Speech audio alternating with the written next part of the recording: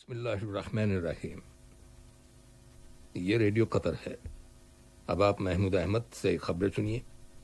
ابتدا میں پیش خدمت ہیں اہم خبروں کی سرخیاں۔ صاحب اسم امیر نے نئے ہجری سال کے آغاز کے موقع پر عرب اور اسلامی ملکوں کے لیڈروں کے ساتھ مبارکباد کے پیغامات کا تبادلہ کیا ہے۔ وزیر اعظم و وزیر داخلہ کی صدارت میں کابینہ کا ہفتہ روزہ باقاعدہ اجلاس منعقد ہوا ہے، جس میں کرونا وائرس کی روک تھام کے سلسلے میں کیے گئے اقدامات کو بدستور جاری رکھنے کا فیصلہ کیا گیا۔ وزارت صحت نے کہا ہے کہ ملک کے اندر کرونا وائرس کے مزید 266 مریضوں کے صحت یاب ہو جانے کے بعد شفا پانے والے افراد کی مجموعی تعداد اب 1,12,924 ہو گئی ہے۔ اور آج غزہ کی پٹی کے علاقے پر اسرائیل کے توپ خانے نے گولہ باری کی، جس میں ہونے والے جانی اور مالی نقصانات کی فوری معلومات حاصل نہیں ہو سکیں۔ یہ تھیں اہم خبروں کی سرخیاں، اور اب سے چند لیجیے اب آپ تفصیل سے خبریں سنیے۔ صاحب اسم امیر شیخ تمیم بن حمد آل ثانی نے نئے ہجری سال کے آغاز کے موقع پر عرب اور اسلامی ممالک کے لیڈروں کے ساتھ مبارکباد کے پیغامات کا تبادلہ کیا ہے۔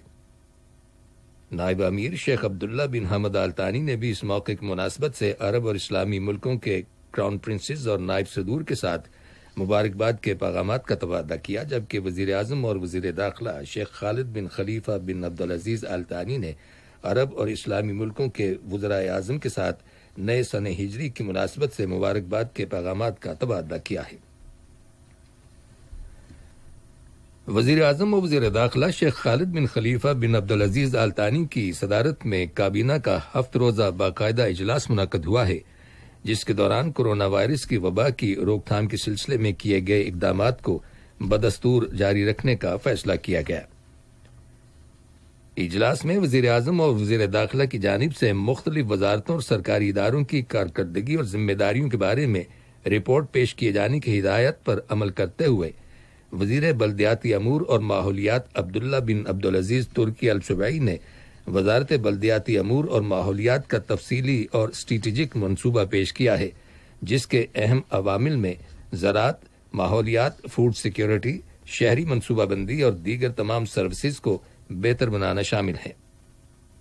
بعد میں کابینہ نے اجلاس کے ایجنڈے میں شامل موضوعات پر بحث مکمل کی اور ان کے بارے میں مناسب فیصلے صادر کیے۔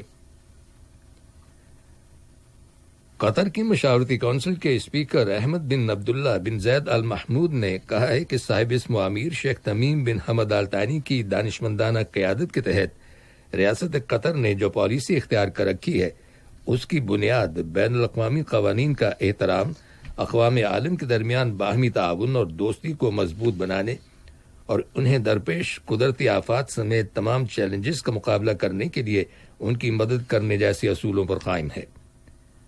وہ پارلیمانوں کے اسپیکرز کی ویڈیو لنک کے ذریعے بلائی گئی 5ویں عالمی کانفرنس سے خطاب کر رہے تھے۔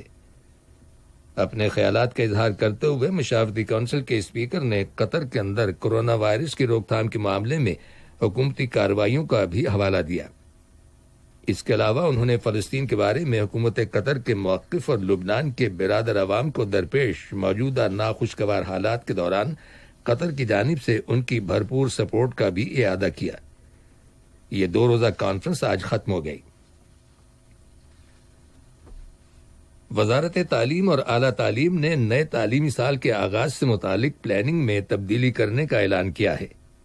چنانچہ نئی پالیسی کے تحت ملک کے اندر تمام سرکاری اور پرائیویٹ اسکولوں، کالجوں اور کنڈر گارٹنز میں 2 ذرائع سے تعلیم دی جائے گی، یعنی کچھ طالب علم آن لائن کلاسز اٹینڈ کریں گے اور کچھ طالب علموں کو تعلیمی اداروں میں جا کر کلاسز اٹینڈ کرنا ہوں گی۔ واضح رہے کہ یہ تبدیلی کرونا وائرس کے پیش نظر ضروری احتیاطی تدابیر کو مد نظر رکھتے ہوئے وزارت صحت کی مشاورت سے عمل میں لائی گئی ہے، تاکہ درس و تدریس کا سلسلہ نہ رکے اور وائرس کے پھیلاؤ کو روکنے کے لیے تمام احتیاطی تدابیر پر عمل بھی جاری رہے۔ وزارت خارجہ نے ایک بیان جاری کیا ہے، جس میں کہا گیا ہے کہ قطر جمہوریہ مالی کے موجودہ بحران کے کسی ایسے فوری حل کے معاملے میں علاقائی اور بین الاقوامی سطح پر کی جانے والی کوششوں کی حمایت کرتا ہے، جن میں جمہوریہ مالی کے عوام کی امنگوں کا خیال رکھا جائے۔ بیان میں مالی کے حالیہ واقعات پر تشویش کا اظہار کرتے ہوئے کہا گیا ہے کہ وہاں کے حکومتی اداروں اور حراست میں لیے گئے سرکاری اہلکاروں کی سلامتی کو یقینی بنایا جائے اور ایسے اقدامات کیے جائیں جن سے علاقے کی سلامتی اور امن و امان برقرار رہے۔ اسی دوران میں اقوام متحدہ کی سلامتی کونسل نے مالی کے باغی فوجی اہلکاروں سے اپیل کی ہے کہ وہ فوری طور پر اپنی بیرکس میں واپس چلے جائیں اور گرفتار کیے گئے تمام سرکاری ملازمین کو رہا کر دیا جائے۔ یہ خبریں ریڈیو قطر سے نشر کی جا رہی ہیں۔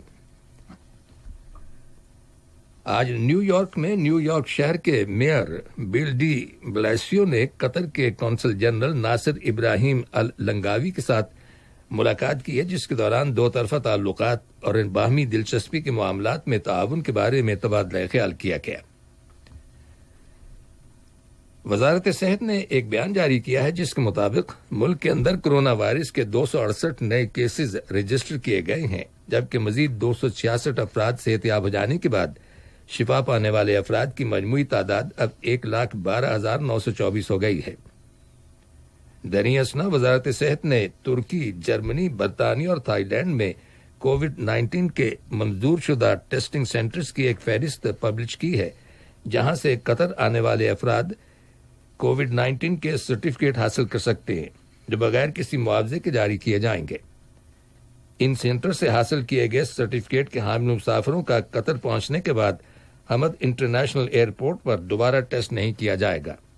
تاہم سفر پر روانہ ہوتے وقت حاصل کردہ سرٹیفکیٹ کی مدت 48 گھنٹے سے زیادہ نہیں ہونی چاہیے۔ سامعین، دوحہ اور اس کے نواحی علاقوں میں اذان عشاء کا وقت ہو گیا ہے۔ عالمی سطح پر کرونا وائرس کے مریضوں کی تعداد 22 ملین سے زیادہ ہو گئی ہے۔ ان میں سے 14 ملین سے زیادہ لوگ صحت یاب ہو گئے ہیں، جبکہ 7,88,000 مریضوں کا انتقال ہو گیا ہے۔ جرمنی میں وائرس کے 1,707 نئے کیسز رجسٹر کیے گئے ہیں، جبکہ جنوبی کوریا میں آج 7ویں روز بھی وائرس کے مریضوں کی تعداد میں اضافہ ہونے کی خبر ملی ہے۔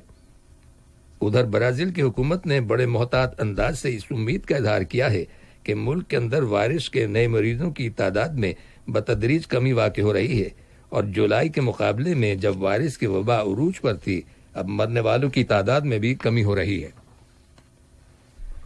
دریں اثنا امریکہ کی اکثر ریاستوں میں گزشتہ 7 دنوں سے کرونا وائرس کے مریضوں کی تعداد میں بتدریج کمی ہو رہی ہے، لیکن کچھ علاقوں میں وائرس کے 10,000 سے زیادہ نئے کیسز رپورٹ کیے گئے ہیں۔ ادھر اسپین میں اسکولوں اور دیگر تعلیمی اداروں کی چھٹیاں ختم ہونے میں تقریباً 2 ہفتے باقی ہیں، اور پیرنٹس، ٹیچرز اور اپوزیشن پولیٹیشنز نے حکومت کی جانب سے تعلیمی اداروں کے کھولے جانے کے فیصلے پر کڑی تنقید کی ہے اور سخت ناراضگی کا اظہار کیا ہے۔ امریکہ کے وزیر خارجہ مائک پومپیو نے کہا ہے کہ امریکہ عراق کی سلامتی اور وہاں پر امن برقرار رکھنے کے سلسلے میں کی جانے والی کوششوں کی حمایت برابر جاری رکھے گا۔ دونوں ملکوں کے مابین اسٹریٹجک مذاکرات کے دوسرے دور کے بعد عراق کے وزیر خارجہ فواد حسین کے ہمراہ آج ایک مشترکہ پریس کانفرنس سے خطاب کرتے ہوئے انہوں نے کہا کہ امریکہ عراقی پارلیمنٹ کے قبل از وقت انتخابات کے معاملے میں حکومت کی پالیسی کی حمایت کرتا ہے۔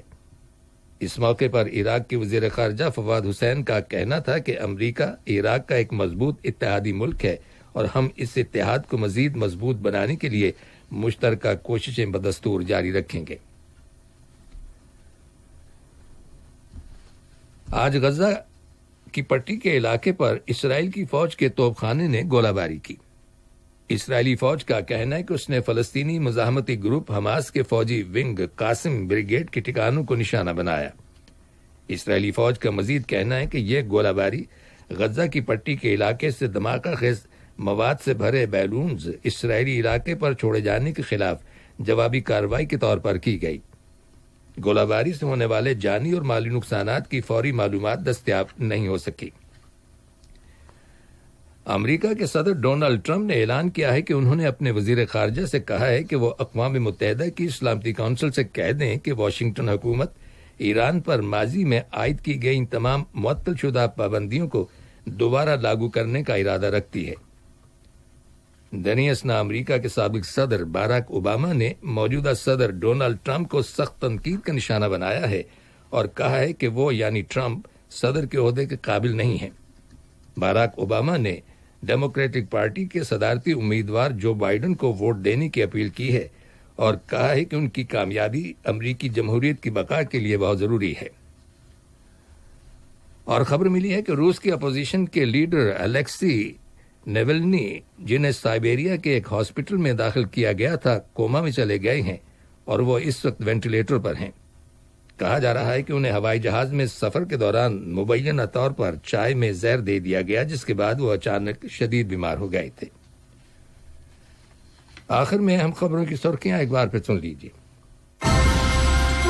صاحب اسم عامر نے نئے ہجری سال کے آغاز کے موقع پر عرب اور اسلامی ملکوں کے لیڈروں کے ساتھ مبارکباد کے پیغامات کا تبادلہ کیا ہے۔ اعظم اور وزیر داخلہ کی صدارت میں کابینہ کا 7 روزہ باقاعدہ اجلاس منعقد ہوا ہے، جس میں کرونا وائرس کی روک تھام کے سلسلے میں کیے گئے اقدامات کو بدستور جاری رکھنے کا فیصلہ کیا گیا۔ وزارت صحت نے کہا ہے کہ ملک کے اندر کرونا وائرس کے مزید 266 مریضوں کے صحت یاب ہو جانے کے بعد شفا پانے والے افراد کی مجموعی تعداد اب 1,12,924 ہو گئی ہے۔ اسرائیل کے توپ خانے نے گولہ باری کی، جس میں ہونے والے جانی اور مالی نقصانات کی فوری معلومات دستیاب نہیں ہو سکی۔ بسم اللہ الرحمن الرحیم۔